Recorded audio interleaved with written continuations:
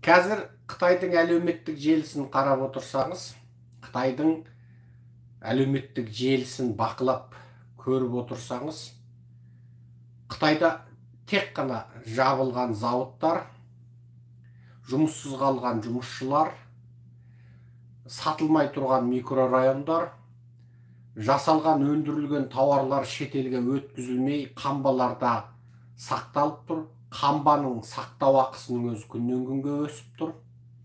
Ал зауыт ары қарай енді сол тауарды үздіксіз өндірейін десе, оның бұрынғы өндірген тауары сатылмағандықтан, яғни халықарадан тапсырыс түспегендіктен, бұл тауарларын ақшаға айналмағандықтан, ендігі жалғасты жаңа тауар өндіруге оларда мүмкіндік жоқ.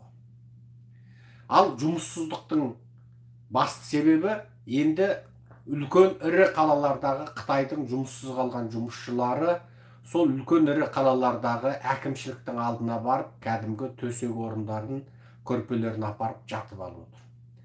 Бізді жұмыспен қамтыңдар деп отыр. Ал неге жұмыссыз қалды? Оны ірілі ұсақты біз білетін, білмейтін бүкіл шетелдің кәсіпорындары Қытайдан шегініп жатыр. Бұл бір жолда емес, үздік создық болып жатыр. Алды бұлардың шегінгеніне 3-ші жыл. Қытайға санкция салына бастағаннан бастап, Трамп пен Қытайдың ортасындағы экономикалық сауда соғысы басталғаннан бастап, бұл басталды. Енді қазір Жапонның Тошибасы, Корейдің Samsung сияқты бір өзінде бірнеше миллион жұмыскері бар. Бір өзінде Қытайдың 20-30 ірі қаласында филиалдары, зауыттары бар ірі кәсіпорындардың шегінуіне байланысты Қытайда енді сомдық жұмыссыздық келіп жатыр. Әрине бұл біз білетініміз. Ал білмейтін ұсақ түйек, жеңіл киім, кешек, қысқасы тісті шөткілейтін тіс шөткісінен тартып, тіс майын өндіретін, байпақ, іш киім өндіретін, бренді бар, брендсі бар, киім кешек өндіретін, қысқасы біздің есімізге ала алатын, ала алмайтын бүкіл тауар, қысқасы соның барлығы банкроттық ұшырағанда, міне ең қарапайым жұмыс цехы, 10 жұмысшы, 15 жұмыс істейтін жұмыс цехынан тартып, зауыттар 10 мың адам, 20 мың адам, тіпті миллион адамдық өндіріс орындар жабылуына байланысты, қазіргі Қытайдың әлеуметтік желісінде тек мынандай ақпарат бар. Біріншісі, тіпті кейбір жерлерде жұмыссыз қалған жұмысшыларға қайырымдылық сипатында ботқа пісіріп, яғни каша пісіріп таратып жатыр. Енді сол кашаға таласқан, ботқаға таласқан жұрт енді қырылысып жатыр. Бұл да бір. Неге ботқа пісіріп таратып жатыр? Себебі аш қалса ұрдыққа барады, аш қалса қарақшылыққа барады, аш қалса өзін өзі өлтіреді, аш қалса ол кәдімгідей көшеде кетіп бара жатқан кез келген қартпа жаспа тонауға кіріседі. Енді соған кәдімгідей қалаларда ботқа пісіріп, дәу тайқазандарға ботқа пісіріп, Қытай оны құлқу дейді, жаңағы чипан дейді, Қытайдың тамақтарын сөйтіп, тамақтарын пісіріп, енді соны таратып жатыр. Оған қырылысқан Қытайда қисап жоқ. Оны әлеуметтік желіде, ютубте, фейсбукте бөлістік, сондықтан оны бұл жерде қайталап айтпаймыз. Екіншісі, әкімшіліктердің алдындағы митингке шыққандар. Бұл жерде көлемдері аз, 1000 адам, 2000 адам, бірақ сол 1000 адам, 2000 адамның өзі Қытай тарихында, Қытайдың компартиясы билікке келген тарихта бұндай ірі көлемде митингі 89 жылдан кейін шыққан жоқ.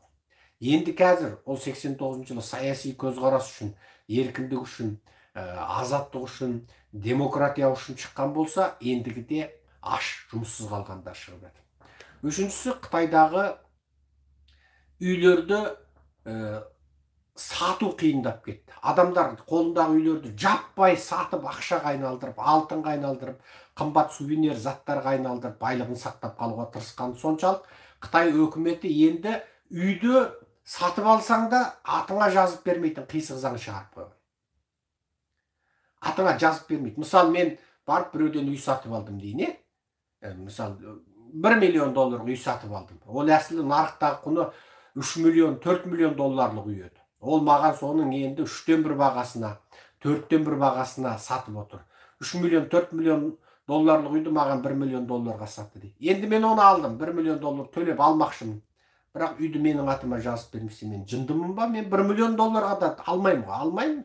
Неге? Ол үйді менің атыма жазып бермейді. Оның атынан жаңағы үйдің құжатын маған ауыстырмаса, онда мен оны не үшін алуым керек?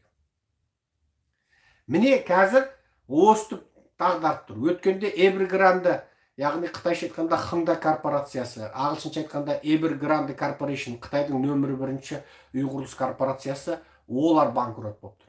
Банкке қарыз, жер үшін үкіметке қарыз, құрылыс материалдар үшін құрылыс материалдар компаниясына қарыз, айлығын бермеген үшін жұмысшыларына қарыз.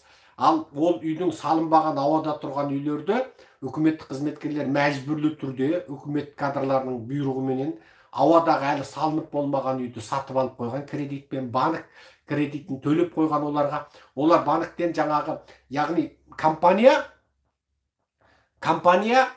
әлі салынбаған үйді үкімет кадрларының билігін пайдаланып сатып жіберді. Оны сатып алғандар бір бөлік ақшасын, алдыңғы бөлік ақшасын ақшамен төлейді, көбінесе 10%, 15% ақшасын, ал қалған 90%, 85% ақшасын банктен кредит алып, банк жаңағы компанияға, Evergrandeға төлейді. Енді Evergrande не үйдің иесіне де, не банкке де үйді бере алмайды, ол үй ауада тұр. Фундамент бірінші, екінші қабат салынған, ары қарай 40-50 қабат салынбай тұр. Енді осындай сұмдықтар Қытайда, былайша айтқанда, енді домино эффектісі басталды. Домино эффектісі бір-біріне. Естеріңізде бола ма, анау бір тақтайшалармен ойнаушы едік қой бала күнде. Сіріңкенің қорабымен ойнайтынбыз. Кейін бір кішкентай, 4 бұрыш кішкентай, осы алақанның көлемінде ғана бір 4 бұрыш ағаш тақтайшалар шықты. Тіземіз, біріне-бірін тіземіз. Сон мынау құлады, мынау бірінен кейін бірі, бірінен кейін бірі құлайды ғой. Оны тағы үлкені тіпті ең кішкентай мынандайын құлатқанда ана жағына барғанда бойыңнан үлкеніне дейін құлатып жіберуге болады. Домино эффектісі басталды Қытайда. Міне соныкі ереуілге шығу, көшелерде жату, вокзалдарда жату, наразылық таныту, ұрды, қарлық күшейді. Енді үлкен дәу тайқазанмен ботқа пісіріп халқын асырауға көшті. Бұл Қытайда реформа есік ашу деп 80 жылдан бері, міне 40 жыл Қытайдың экономикасы жыл сайын 3%-дан 11%-ға дейін қарыштап дамып өндіріс өркендеген Қытайда міне 21 жылғы ең алғашқы міне теріс кетті. Бұның барлығын енді қайталап айтпақ, енді бір сұмдыққа барымызды айтайық. Қытай құрдымға кетті дегенде. Мынау келесі айда, яғни қараша айында Қытайдың 19 кезекті 6-шы орта құрылтайы өткелі жатыр. Бұл құрылтайды талқылағалы бәлем. Бұл құрылтайға білесіздер 17 жылға 204 па, 200 қанша 10 ба анау құрылтайдың мүшелері таңдалған, солар қатысады. Бұл құрылтай енді оның ішінде бірнеше тұтқындалып ұсталып кетті. Бұл құрылтай енді осы Қытай компартиясы тарихындағы 3-ші үлкен тарихи шешімді қабылдаймыз деп алдын ала жариялады.